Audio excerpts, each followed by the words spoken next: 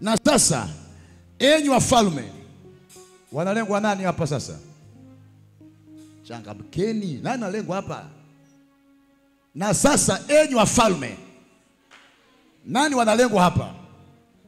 Falme na tawala za dunia, maraisi na masultani wa dunia hii wanaotawala Tanzania, Kenya, Uganda, wapi, wafalme waliokuwepo katika Israeli nyakati zile na nini ndani wote ninyi wafalme tu. Unajua zamani kulikuwa kuna utawala wa kisiasa, utawala wa kifalme, sawa hata kwetu pia za kifalme, sababu kulikuwa kuna koo ambazo mnatafuta mtu mmoja anakuwa mkubwa kwenye familia hiyo, ndio unakuta kuna wakina Mangi, kuna wakina nani kuna wakina Kinjekitile, kuna wakina nani siyo, kwa wakina Mkwawa, na kila kabila lilikuwa kama wafalme, kama wakuu.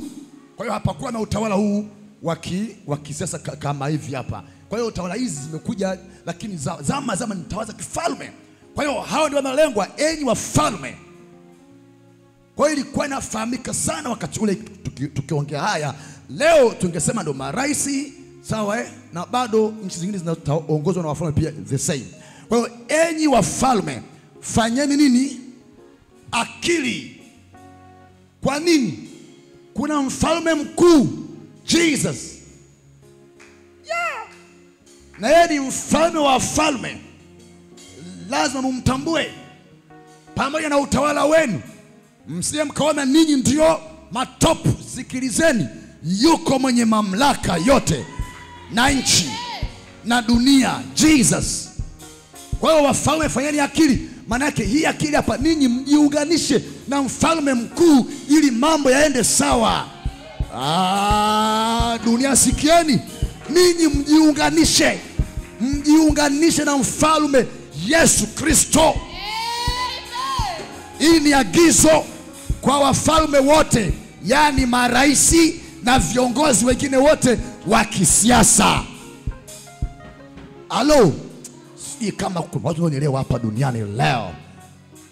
Hili ni angalizo.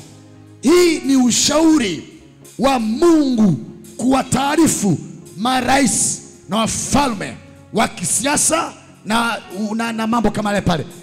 Wajue ya kwamba yuko mfalme, yuko mwenye mamlaka mbinguni na duniani, ambao ninyi leo mmekuwa ndio viongozi wa kutawala jamii mbalimbali kwa nafasi kama ya rais na wote wanaofuata hapo chini, lakini kwa nafasi ya kifalme. Fanyeni akili. Halo, yani fanyeni akili. Mnatawala ndio, jueni ya kwamba yuko mwenye mamlaka. Sivyo tu weza mimi na amri na hawa watu, hii ni nchi yangu, hawa ni watu wangu, nitafanya ninavyotaka mimi hapa. No, yuko mwenye mamlaka na wote wenye mwili. Fanyeni akili. Ndio maana fanyeni akili, kwa kuwa anasema Baba, kama ulivyompa mamlaka juu ya watu wenye mwili, ndio hao nao watawala. Kama ndio wewe rais, ndio hao nao watawala. Kama wewe ndio mfalme, ndio hao ambao wako chini yako, wako chini mamlaka ya Kristo. So unapofanya mambo hivi, uanze kufanya akili.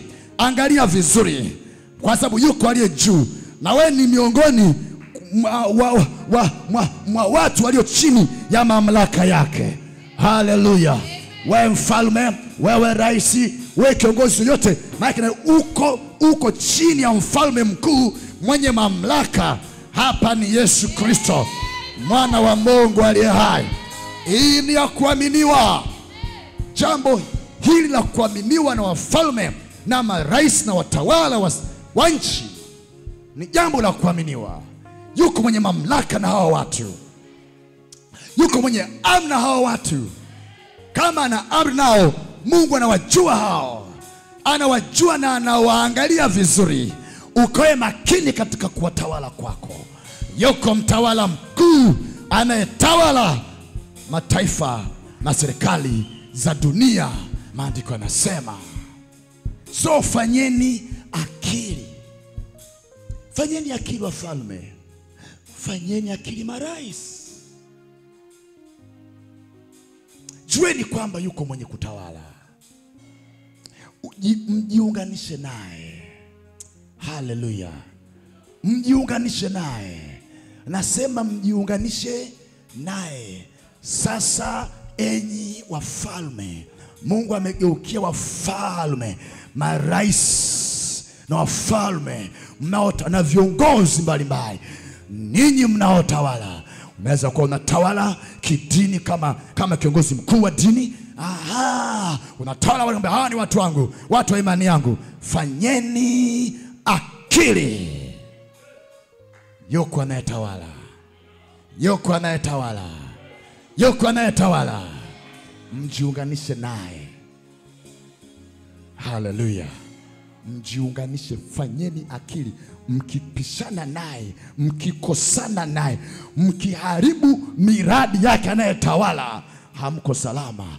Mkizuia na kupinga kazi yake, hamko salama, maana mna sauti. So angalieni vizuri, fanyeni akili na mamlaka mlionayo na sauti mlionayo. Yuko mfalme mkuu anayetawala juu ya mataifa. Fanyeni, enyi waamuzi wa dunia. Mnaamua. Na hapa ni watawala ndio wanaamua. Mimi naamua Tanzania hii iwe hivi, kwa kuwa ni mamlaka. Naamua Kenya iwe hivi, kwa kuwa mimi ndio top. It's okay. Yes. Naamua Uganda iwe hivi. Naamua si Amerika iwe hivi. Naamua si Kongo iwe hivi. Ndio waamuzi. Mnaamua, mambo yanakuwa, si ndivyo? Mwadibiwe. Mwadibishwe. Mtembee kwenye system.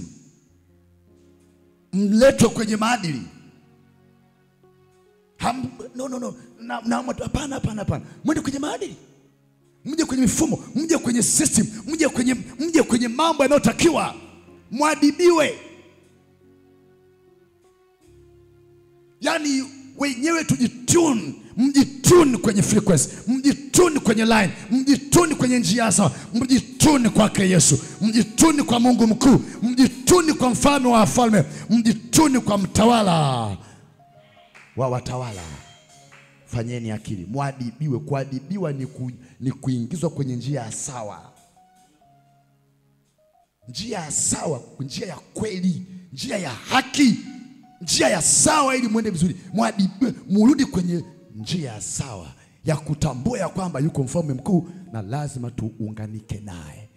Ikiwa Yesu ndiye anatamkwa kwamba ndiye mfalme wa wafalme, please, hii ni ya kuaminiwa. Haijalishi una cheo gani, unatakiwa kuamini. Haijalishi ni mfalme ama ni rais, you have to believe this.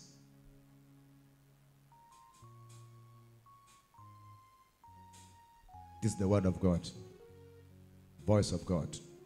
Ni sauti ya Mungu iliyoandikwa.